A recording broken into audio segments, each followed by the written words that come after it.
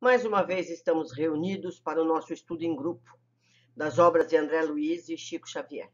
Estamos vendo agora Entre a Terra e o Céu, que nos fala sobre a vida no mundo espiritual. Hoje vamos ver o capítulo 10º, Preciosa Conversação. Blandina, que parecia bastante versada nas questões da infância, associando-se à conversação que Clarencio desenvolvia, considerou com interesse. Efetivamente, a lei é invariável. Contudo, a criança desencarnada muitas vezes é problema aflitivo.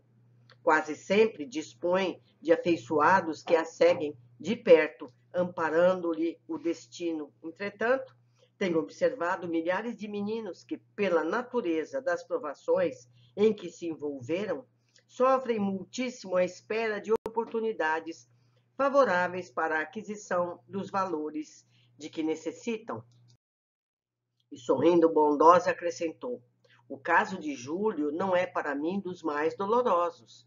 Tenho visitado departamentos de reajustes em que se demoram irmãos nossos, arrancados à carne violentamente, como frutos verdes da árvore em que se desenvolvem. Processos de mente enfermiça que só abençoadas estações regenerativas na carne conseguem curar. Poderíamos receber de sua experiência alguns exemplos objetivos? Indagou Hilário, curioso. São muitos, ponderou a nossa interlocutora, gentil. Temos para demonstração mais prática dos absurdos da megalomania intelectual.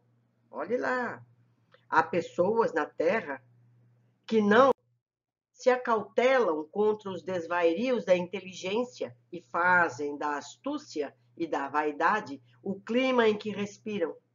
Insistem na inércia do coração, abominam o sentimento elevado que interpretam por pieguismo e transformam a cabeça num laboratório de perversão dos valores da vida. Não cuidam senão dos próprios interesses, não amam senão a si mesmos. Não percebem, contudo, que se ressecam interiormente e nem imaginam os resultados cruéis da cerebração para o mal. Frequentemente, na luta mundana, avultam na condição de dominadores poderosos, com vastíssimo potencial de influência sobre amigos e adversários, conhecidos e desconhecidos, mas esse êxito é ilusório. Caem sob o guante da morte com grande alívio dos conterrâneos, ou melhor, com grande alívio dos contemporâneos, e passam a receber-lhes as vibrações de repulsa. Semelhantes criaturas, naturalmente, são vítimas de si mesmas e sofrem os mais complicados desequilíbrios mentais. Depois de períodos mais ou menos longos de purgação, após a transição da morte, voltam à carne, necessitados de silêncio e solidão, para se desvencilharem dos envoltórios inferiores em que se enredaram. Assim, como a semente precisa do isolamento da cova escura para desintegrar os elementos pesados a que se constringem para novo desabrochar, a moça esboçou um inteligente sorriso e continuou. Imaginemos que a terra se recusasse a auxiliar as sementes que esperam reviver. O solo expulsá-las-ia, e em vez dos germes libertados para a vitória da plantação, teríamos tão somente pevides secas, em aflitiva inquietude, desorientando a lavoura. Em verdade, a maioria das mães é constituída por sublime falange de almas nas mais belas experiências de amor e sacrifício, carinho e renúncia, dispostas a sofrer e a morrer pelo bem-estar dos rebentos que a providência divina lhes confiou às mãos ternas e devotadas. Contudo, há mulheres cujo coração ainda se encontra em plena sombra, mais fêmeas que mães, jazem obcecadas pela ideia do prazer e da posse, e despreocupando-se dos filhinhos, lhes favorecem a morte. O infanticídio inconsciente e de indireto é largamente praticado no mundo. Isso é triste, não é? E como o débito reclama resgate, as delongas na solução dos compromissos assumidos acarretam enormes padecimentos nas criaturas que se submetem aos choques biológicos da reencarnação e veem prejudicadas as suas esperanças de quitação com a lei. Ante a pausa que se fizera natural, inquiri: mas a lei não traçará princípios inamovíveis? Pretenderá a irmã dizer que uma criança pode desencarnar fora do dia indicado para a sua libertação? Sim, sem dúvida, atalhou o ministro, que nos escutava. Há um programa estruturado na espiritualidade para as nossas tarefas humanas. Entretanto, pertence-nos a condução dos próprios impulsos dentro delas. Em regra geral, multidões de criaturas cedo se afastam do veículo carnal, atendendo a serviços de socorro e sublimação, mas, em numerosas circunstâncias, a negligência, a irreflexão dos pais são responsáveis pelo fracasso dos filhinhos. Olha, tentemos. Aqui, explicou Blandina delicada, recebemos muitas solicitações de assistência a benefício de pequeninos ameaçados de frustração. Temos irmãs que, por nutrirem pensamentos infelizes, envenenam o leite materno, comprometendo a estabilidade orgânica dos recém-natos. Vemos casais que, através de rixas incessantes, projetam raios magnéticos de natureza mortal sobre os filhinhos tenros, arruinando-lhes a saúde. E encontramos mulheres invigilantes que confiam o lar a pessoas ainda animalizadas, que, à cata de satisfações doentias, não se envergonham de ministrar hipnóticos a entezinhos frágeis que reclamam desvelado carinho. Em algumas ocasiões, conseguimos restabelecer a harmonia com a recuperação desejável.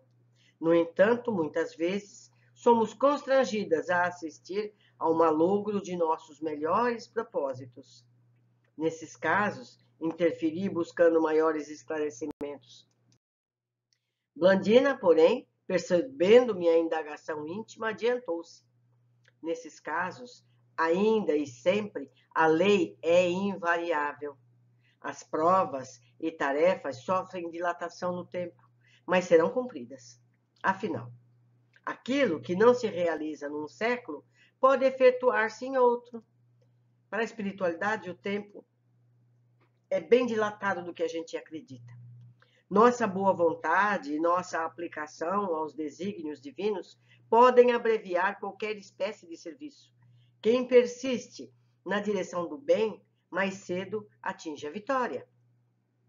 E com o formoso sorriso que lhe bailava no semblante juvenil, acrescentou: não vale fugir às responsabilidades, porque o tempo é inflexível e porque o trabalho que nos compete não será transferido a ninguém. Hilário, que acompanhava a conversação com extremo interesse, considerou: antigamente, na Terra, conforme a teologia clássica, supunhamos-se que os inocentes, depois da morte, permaneciam recolhidos ao descanso do limbo, sem a glória do céu e sem o tormento do inferno. E nos últimos tempos, com as novas concepções do espiritualismo, acreditávamos que o menino desencarnado retomasse de imediato a sua personalidade de adulto. Em muitas situações é o que acontece, esclareceu Blandina afetuosa. Quando o espírito já alcançou elevada classe evolutiva, assumindo o comando mental de si mesmo, adquire o poder de facilmente desprender-se das imposições da forma, superando as dificuldades da desencarnação prematura. Conhecemos grandes almas que renasceram na Terra por brevíssimo prazo, simplesmente com o objetivo de acordar corações queridos para a aquisição de valores morais.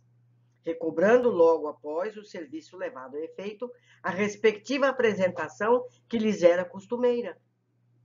Contudo, para a grande maioria das crianças que desencarnam, o caminho não é o mesmo. Almas ainda encarceradas no automatismo inconsciente acham-se relativamente longe do autogoverno. Jazem conduzidas pela natureza à maneira das criancinhas no colo maternal. Não sabem desatar os laços que as aprisionam aos rígidos princípios que orientam o mundo das formas, e por isso exigem tempo para se renovarem no justo desenvolvimento. É por esse motivo que não podemos prescindir dos períodos de recuperação para quem se afasta do veículo físico na fase infantil, de vez que depois do conflito biológico da reencarnação ou da desencarnação, para quantos se acham nos primeiros degraus da conquista de poder mental. O tempo deve funcionar como elemento indispensável de restauração, e a variação desse tempo dependerá da aplicação pessoal do aprendiz e aquisição de luz interior, através do próprio aperfeiçoamento moral. Encantávamos as exposições claras e simples de nossa interlocutora, cuja palavra tangia com tanta felicidade graves problemas da vida. Em suas fórmulas verbais singelas e acessíveis, penetrávamos inquietantes enigmas da puericultura. Blandina sabia associar a compreensão e a graça, instruindo-nos com discernimento. Comovido diante das anotações que lhe definiam a valiosa posição cultural, ponderei. Usando semelhantes apontamentos, podemos entender com mais segurança os processos dolorosos das enfermidades congênitas e das moléstias insidiosas que assaltam a meninice do mundo. Sempre fui possuído de aflitivo assombro à frente do mongolismo e da epilepsia, da encefalite letárgica, da meningite, da lepra, do câncer, na tenra organização infantil. E que dizer dos desastres irremediáveis? Considerou Hilário com emoção. Dos desastres que arrebatam adoráveis flores do lar, deixando inconsoláveis pais e mães? Por vezes numerosas, procurei resposta às terríveis inquirições que nos atormentam, perante corpinhos dilacerados nos hospitais de sangue, sem conseguir ausentar-me do escuro labirinto. Sim, esclareceu a enfermeira bondosa, as reparações nos martirizam na carne, mas sem elas não atingiríamos o próprio reajustamento. Cada qual de nós renasce na terra, apreciou o ministro, a exprimir na matéria densa o patrimônio de bens ou males que incorporamos aos tecidos sutis da alma. A patogenia, na essência, envolve estudos que remontam ao corpo espiritual, para que não seja um quadro de conclusões falhas ou de todo irreais. Voltando à terra, atraímos os acontecimentos agradáveis ou desagradáveis, segundo os títulos de trabalho que já conquistamos, ou conforme as nossas necessidades de redenção. Bem-humorado, acentuou. A carne, de certo modo, em muitas circunstâncias, não é apenas um vaso divino para o crescimento de nossas potencialidades, mas também uma espécie de carvão milagroso, absorvendo-nos os tóxicos e resíduos de sombra que trazemos no corpo substancial. Reparei, então, com mais insistência, a figura suave de Blandina. Por que se dedicar assim a trabalhos tão complexos? Não seria mais justo ouvir aquela conversação dos lábios da simpática Mariana, que ali se achava junto de nós, em sua posição de matrona respeitável? Externei os meus pensamentos, perguntando com discrição à jovem o porquê da grave tarefa de que se incumbia. Blandina apagou a luz do sorriso que lhe adornava o semblante, como flor aberta que se fechasse de súbito. Pesado silêncio parou no recinto. mas generosa e simples, adoçou a expressão fisionômica e falou quase conselheiral. Fui casada na minha última existência e somente há 3 anos terrestres me vejo de novo na vida espiritual. 3 anos só e ela já está aí. Não pude acariciar um filhinho em meus sonhos recentes de mulher, mas hoje sei que preciso reeducar-me no amor de mãe, consoante os débitos que contraí no passado. Realmente, sinto grande afeição pelas crianças. Contudo, tenho igualmente enormes dívidas morais com elas. O assunto descambava para um círculo particular, que devia ser sagrado aos nossos olhos. Por isso mesmo, Clarencio fez mudo sinal para mim e a conversação foi canalizada para outro rumo. Como a gente viu em outros capítulos, aí é uma escola também para mães. Então, mães que precisam aprender a ser mães, melhores mães, vão para esse espaço, para essa colônia, cuidar de crianças recém-desencarnadas. Mas vamos às observações. Parece que muitos permanecem criança na tentativa de receberem educação que os melhore nas possibilidades de acerto. Tenho observado milhares de meninos que, pela natureza das provações em que se envolveram, sofrem muitíssimo à espera de oportunidades favoráveis para a aquisição dos valores de que necessitam. Processos de mente enfermiça, que só abençoadas estações regenerativos na carne conseguem curar. Esse agora é muito triste. Infanticídio inconsciente e indireto é largamente praticado no mundo. É uma triste informação. Temos tido notícias de mulheres que matam os filhinhos, mas vemos aqui que há casos de mortes indiretas, possivelmente negligências. É muito triste, não é? Uma criança pode desencarnar fora do dia indicado para a sua libertação? Sim, sem dúvida.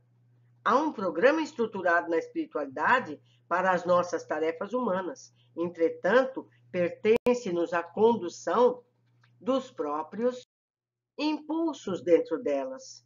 Em numerosas circunstâncias de negligência e a irreflexão dos pais são responsáveis pelo fracasso dos filhinhos. Portanto, temos que zelar por nossos atos, para conosco e para com os que são colocados sobre a nossa guarda. Não é verdade? As mães precisam estar bem preparadas para a maternidade, não só física, mas mentalmente. Irmãs que, por nutrirem pensamentos infelizes, envenenam o leite materno, comprometendo a estabilidade orgânica dos recém-natos. Casais que, através de rixas incessantes, projetam raios magnéticos de natureza mortal sobre os filhinhos tenros, arruinando-lhes a saúde. Se nossos pensamentos podem plasmarem-se, certamente podem ser veículo de toxicidade aos fluidos que o corpo produz. Então, os pensamentos negativos das mães intoxicam o leite com que vão alimentar os filhos. Isso é muito triste. É preciso propiciar às mães condições de equilíbrio para que isso não aconteça. Elas certamente não têm consciência do fato, mas o dano existe. Outros casos foram narrados, mas derivam sempre do comportamento inadequado dos pais. A gente sabe que uma encarnação de criança se completa aos 7 anos. Então, a criança, ela é frágil. É muito fácil para uma criança desencarnar. Todo cuidado é pouco. Do ponto de vista mental, espiritual e comportamental, para que essas crianças sobrevivam. E aquelas que tenham condições de equilíbrio para sua formação mental e moral também. Seria muito bom se todos soubéssemos que não podemos fugir das responsabilidades. Passaremos o que for preciso para atingirmos a elevação espiritual. A espiritualidade não tem pressa. O que não fizermos agora, podemos fazer no século seguinte, mas nós não ganhamos nada com o adiamento, não é? O trabalho que nos compete não será transferido a ninguém. Diz Hilário, no espiritualismo, acreditávamos que o menino desencarnado retomasse de imediato a sua personalidade de adulto. Em muitas situações é o que acontece, disse Blandina, quando o espírito já alcançou elevada classe evolutiva, assumindo o comando mental de si mesmo, adquire o poder de facilmente desprender-se das imposições da forma, superando as dificuldades da desencarnação prematura. Mas observemos, só os que já estão em elevada classe. Blandina nos diz que grandes almas que renasceram na Terra, por brevíssimo prazo, simplesmente com o objetivo de acordar corações queridos para a aquisição de valores morais. Ou seja, já sabem que desencarnarão crianças. A tarefa era apenas para aprimoramento dos pais. Entendemos que variadas situações levam ao desencarne de crianças, e nem todos por negligência. Cada caso é um caso, não podemos generalizar. Blandina explica que a grande maioria ainda permanece como criança e precisando dos cuidados que uma criança precisaria. Deduzimos que muitas se desenvolvem para a forma adulta antes de reencarnarem. Outras, como será com Júlio, já reencarnam para nova oportunidade. Ou seja, as variantes são muitas. Cada caso é um caso. As mazelas de nossos corpos são gravadas no perispírito, resultado de nossas ações durante as vidas sucessivas. A carne, de certo modo, em muitas circunstâncias, não é apenas um vaso divino para o crescimento de nossas potencialidades, mas também uma espécie de carvão milagroso, absorvendo-nos os tóxicos resíduos de sombra que trazemos no corpo substancial. Encarnando, temos a oportunidade de passar essas cicatrizes do perispírito para o corpo físico, curando o perispírito. O câncer é um exemplo. Por isso, sempre nos curamos do câncer, mesmo que desencarnemos. O perispírito curou-se e poderá ter uma nova vida mais saudável espiritualmente.